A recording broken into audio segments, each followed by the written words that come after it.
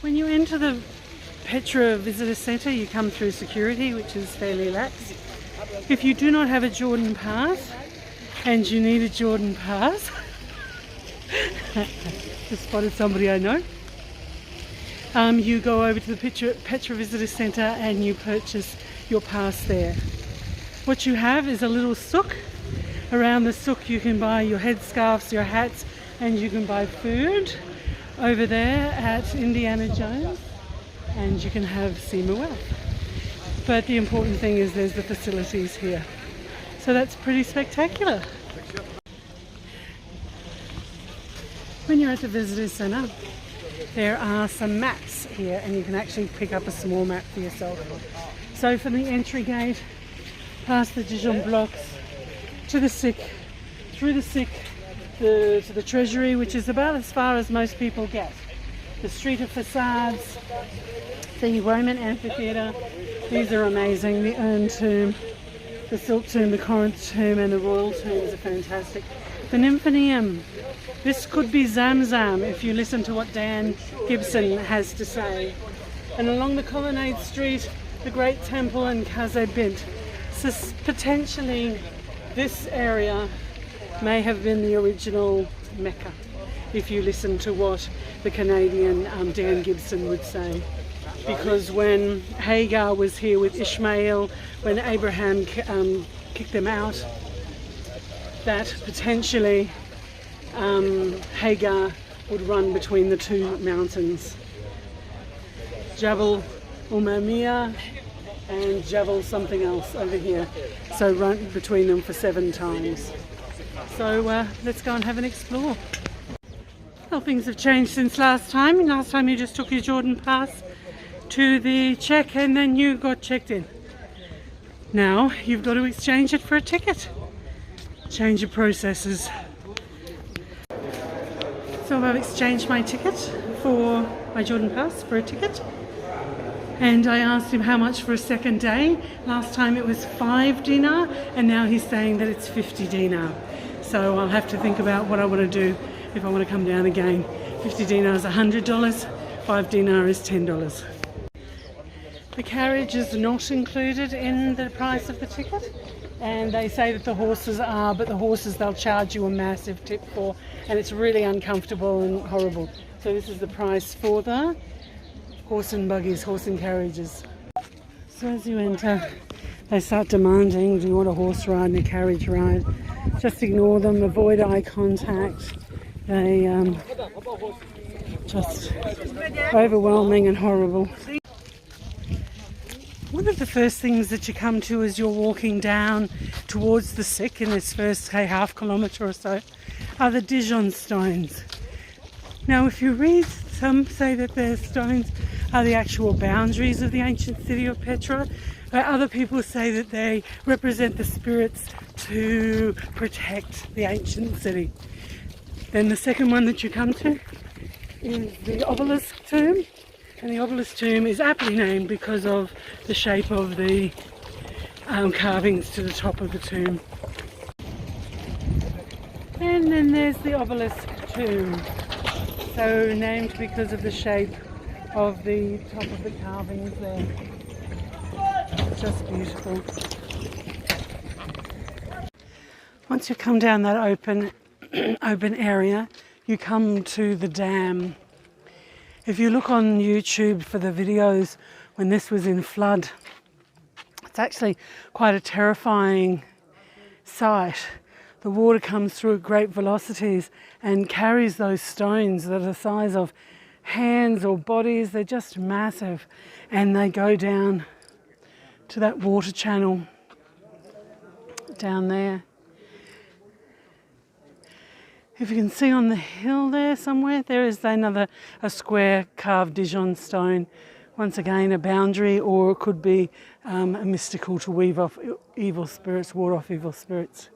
So I'm going to head down to the sick, which is just over this rise. Entering the sick for the first time is quite an amazing experience. You can feel a drastic temperature change. as you come in, and at different times of the day, depending on where the light is striking, the colour is just so very different. What you need to sustain life is water, and what the ancient Nabateans appeared to have done is been able to harness the available water and bring it down to the city. And what you will see as you come down through the sick, and because it's been raining the last little while, there's actually water in the channel, so that's quite nice. It's a bit stagnant, but you can see the principle. So what they've done is basically just carved the channel down the existing rock face, and a lot of it is still intact. Some of it will actually have some clay basins in it just to reinforce the channel, but this bit doesn't. So I'm about halfway through the sick. Petra's a pretty treacherous place. It's been raining, so you can see how the dark of the soil, all the stones are really quite slippery. So in the wintertime when it rains, you could fall. In the summertime, you could fall. But I'm halfway through the sick at the minute, and behind me you can see the caravan, the camel caravan. Those round sections just there are the camels coming down the hill to Petra with their load. And here is our camel driver, and he's got his little sandals here, which is really quite sweet. So once they've been down to the bottom and they've unloaded their wares, they come back this way. And so you can see two humps in the wall just there. So that's the empty caravan coming back up the hill after they've let their load off down at Petra. So once you've walked about a couple of kilometres through the sick, you come into this first area, which is the Treasury. Beautiful sandstone carving. It's called the Treasury because there's a pot up the top there that the Bedouins thought held treasure, so they fired into it to see if there's any treasure in it. So you can come down here, you've got camel rides, you've got some very basic toilets and a little souk, and then we go down the Street of Facades, which is down this next alley, and we'll come for the we'll come to the Roman Amphitheater and the Nymphaeum. So it's about 1:45. I've been walking for probably just over an hour or so, coming through the sick. Came down to the Treasury, through this next little sick to the Street of the Facades. From here, around the corner, will be the Roman Amphitheater, and then the Urn Tomb, Royal Tomb, Silk Tomb, Corinth Tomb, and the Nymphaeum. After coming out of the Street of Facades, you come into this area where there's a trail going up to the caves over there, or you can continue walking to the amphitheater. So the amphitheater, it's 25 to 125 AD, Greco-Roman, but also by the Nabateans, constructed by the Nabateans.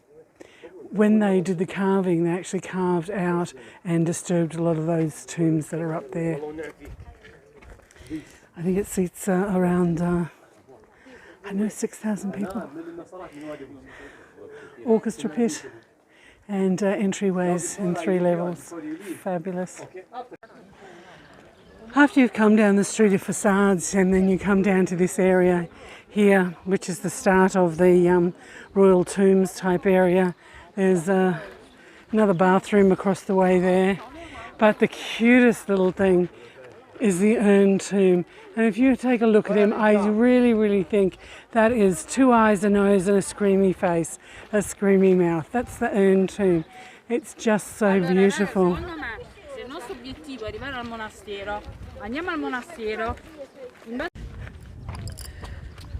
So once you've come down the Street of Facades, you've passed the Urn Tomb, you reach the Nymphaeum, but you get the glory of the Silk Tomb, the Corinth Tomb and the Royal Tomb They are actually easier to access if you go via this path just here, or if you go via the church, blue or red, and come across the top of the range. There's just not as steep an incline, but when you go over on the urn tomb, there's just a million stairs.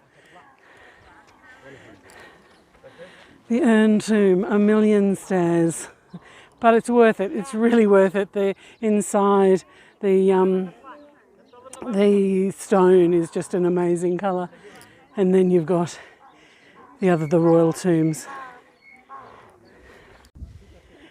I'm standing at or about the Nymphaeum in Petra. And when you look online to a Canadian guy, Dan Gibson, giving his interpretation of Islam and archaeology, one of his observations is that Petra was the first Mecca. That for over 100 years after the introduction of Islam, all of the Qibla, all of the Mithra, the Qibla were facing Petra and not Mecca. And after a few hundred years, the Qibla started to face what we know now as Mecca. And then in the intervening time, there was a period where it was in between, as if the people constructing the mosques couldn't make up their mind. So they were going between Petra and Mecca. Now, if you listen to Dan Gibson, what he will say about the story of Abraham is that, and I could get this wrong, so I'm not a scholar. Basically, Abraham's first wife didn't give birth to a child. He took a second wife, Hagar, and she gave birth to Ishmael. After Ishmael was born, Abraham's first wife, who I can't remember her name, gave birth to Isaac. And what the first wife said was that Ishmael was being rude and not being nice to Isaac. So she asked for them to be cast away. So what Abraham did was he gave Hagar some water and some bread and sent them away. And what Dan Gibson would say, that this was the area and shunned to Bathsheba. But what Dan Gibson would say, that this is the area that they came to. And when Hagar's cried to the heavens, God answered her by giving them water at the Zamzam, which potentially could be this Nymphaeum or over just past Kaze Bint, that little square building just over there. And what Dan Gibson would say is that Hagar ran 7 times between the mountains. 1, 2, 3, 4, 5, 6, 7. And that's why the Hajj, when you go to Mecca, you actually do the run between the two hills that is now Mecca 7 times, because Hagar did the 7 runs looking for water. So potentially, if you listen to Dan Gibson, this is the well, the spring, Zamzam, and this is the area that was the original Mecca. The other things that Dan Gibson explains about why he perceives that this is the original Mecca is because of Moses Spring, which is at the top in Wadi Musa. It was where men would wash before they on the Hajj as they came down.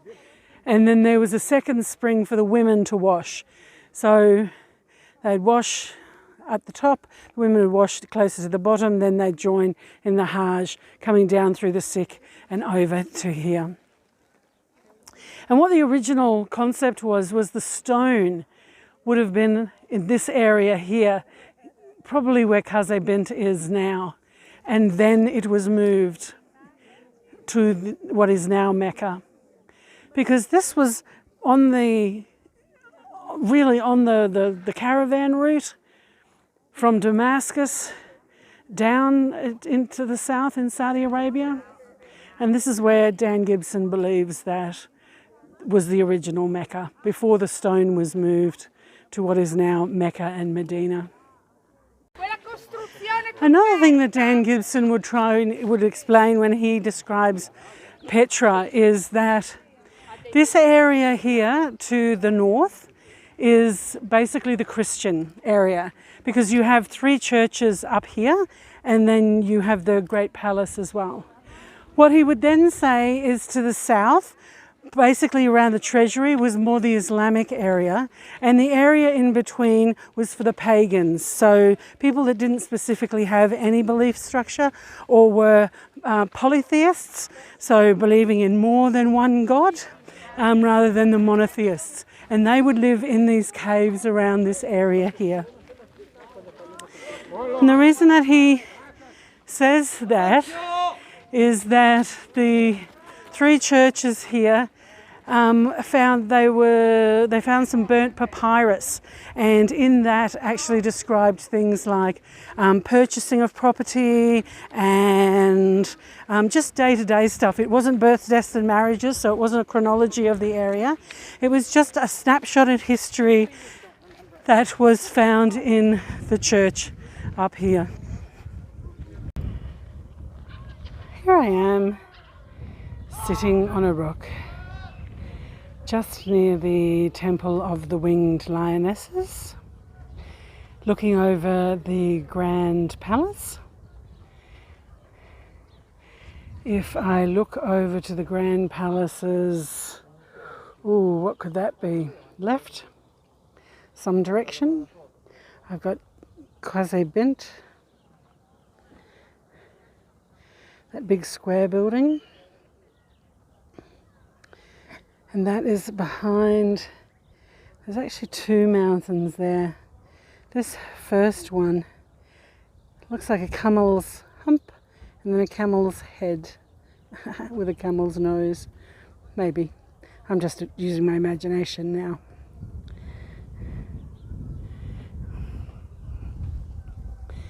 And if I pan right the way over the Nymphaeum, then we end up with the royal tombs, the Corinth tomb, the silk tomb, and the one with all the stairs and the little face. Looks like 2 eyes, a nose and a big screaming mouth, the urn tomb. Over there on the other side of the Wadi, on that Jabal, that hill. This is how I'm spending my day. As I'm wandering, I completely forgot about this bridge, which is just made of rebar. So I'll just have a fit as I walk over that. Well, I just keep going from one path to another, slow gradients up, slow gradients down. That's the main walkway. That's going down to the Street of Facades. That's the way to the Treasury. But I'm up here on a ridge, heading to the royal tomb.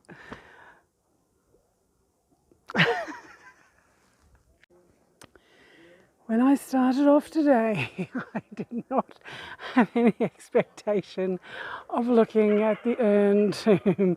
I have literally walked, other than up to the monastery, I walked to the basin, across the top of the ridge, past the Byzantine churches and the Church of the Winged Lionesses, lions. And now I'm looking at the urn tomb. Look at the masonry work on that, those arches. up to what I think is the most beautiful face in the world.